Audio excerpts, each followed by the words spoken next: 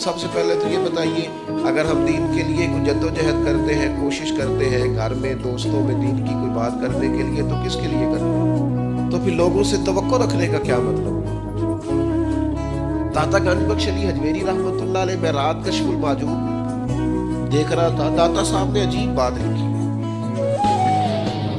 داتا صاحب فرماتے ہیں جب تک نبی پاک علیہ السلام نے اعلان نبوت نہیں نہ فرمایا تھا، اس وقت تک صادق بھی کہتے تھے، امین بھی کہتے تھے، صلہ رحمی کرنے والا بھی کہتے تھے یہ تو غریبوں کا بوجھ اٹھاتے ہیں۔ جتنی دیر تک رسول پاک علیہ السلام نے لا الہ الا اللہ کی دعوت نہیں دی تھی، اتنی دیر تک کہتے تھے ان جیسا کوئی نہیں، شرافت، نفاست، پرہیزگاری، ہر چیز ہے۔ جس دن حضور نے فرمایا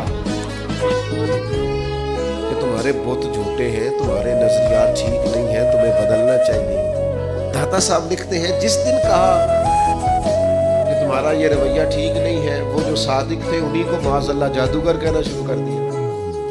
جن کو کل تک امین کہتے تھے انہی کو شاعر کہنا شروع کر دیا، جن کو کل تک آنکھوں کا تارا سمجھتے تھے ان کے خلاف تلواریں اٹھا لی۔ آپ یقین کریں دین کا کوئی کام آپ نہ کریں، آج بھی آپ فقیر مان جائیں، درویش موٹی سی چادر اوپر اوڑے، تسبیح لے لے، کونے میں بیٹھ جائے، حضرت صاحب کچھ نہیں کرتے تھے، کوئی دین کا کام آپ نہ کریں، کونے میں بیٹھے جی بڑا فرشتہ آدمی ہے، کسی کو کچھ نہیں کہتا، آپ صوفی مشہور ہے پوری دنیا میں۔ لیکن اگر آپ کہتے ہیں کوئی تعلیمی کام کرنا ہے، آپ کو کوئی تبلیغی کام کرنا ہے، سوسائٹی میں آپ کو کوئی کردار ادا کرنا ہے، آپ کو معاشرے میں کسی فکر کو پروان چڑھانا ہے، تو آپ کے لیے 100 باتیں، ہزار قسم کے تانے، لیکن نہ بچا بچا کے تو رکھ اسے، تیرا آئینہ ہے وہ آئینہ۔ اقبال کہتے ہیں تو اپنے شیشے کو اتنا بچا بچا کے کیوں رکھتا ہے؟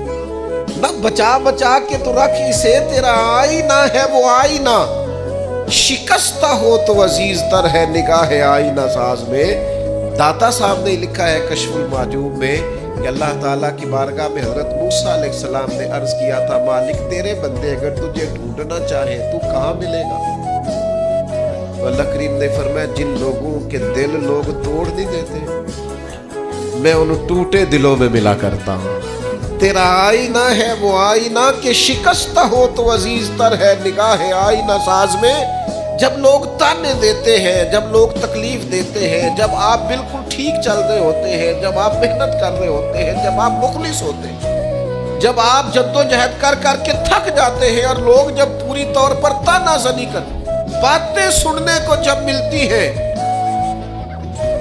میں دیانتداری سے کہتا ہوں جب لوگ پوری طرح دل توڑ دیں، پھر کوئی سجدے کا مزہ ہے، پھر کوئی دعا کی لذت ہے، پھر کوئی چسکا ہے اس کی بارگاہ میں حاضری کا، پھر کوئی تڑپ پیدا ہوتی ہے اس کیفیت میں۔ وہ جب لوگ آپ کو پوری طرح تکلیف دیں اور سارے اسباب ظاہری ختم ہو جائے، وہ جو لذت ہے نا اللہ کی بارگاہ میں جڑنے کی، وہ تعریف والوں کو کئی دفعہ نصیب، ٹوٹے دلوں میں تو رب ملتا ہے، نہ بچا بچا کے تو رکھ اسے، تیرا آئینہ ہے وہ، یہ شکستہ ہو تو عزیز تر ہے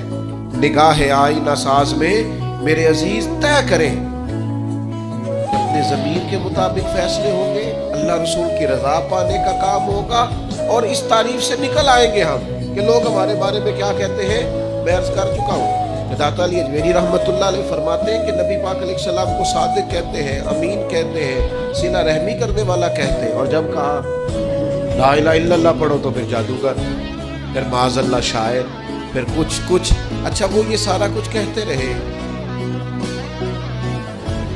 تو کیا حضور شام کو بیٹھ کے حضرت صدیق اکبر کے پاس یا گھر میں سیدہ خدیجہ کے پاس یہ تبصرے کرتے تھے معاذ اللہ؟ دیکھو جی لوگ بات ہی نہیں سنتے، دیکھو توجہ نہیں کرتے، دیکھو مجھے جادو، حضور یہ تبصرے کرتے؟ وہ جس طرح بچہ آگ کے قریب بار بار جاتا ہے اور ماں ہاتھ پکڑ پکڑ کے روکتی نہیں، غصہ نہیں کرتی، اس کا خیال ہوتا ہے اسے پتہ ہی نہیں یہ جل جائے گا، یہ رات کو بیٹھ کے تبصرے نہیں ہوتے، بلکہ اللہ کا قرآن کہتا ہے اللہ کا باقی النفس کا، اے محبوب کیا آپ اپنی جان پر کھیل جائیں گے؟ اللہ یکون مؤمنین، اس بات پر کہ یہ ایمان کیوں نہیں لاتے؟ حضور آپ نے تو جان کی بازی لگا دی گویا، اتنی محنت کرتے ہیں، اتنی محنت کرتے ہیں. یہ اللہ کا قرآن ہے. وہ جادوگر کہتے جا رہے ہیں، ساحر کہتے جا رہے ہیں،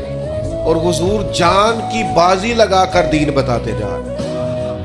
یہ مزاج ہے کہ آپ ان لوگوں کے بیچ کھڑے ہو کر انہی کی خیر کی بات کریں، انہی کے حق میں بھلے کی بات کریں جو آپ پر تانا زنی کریں.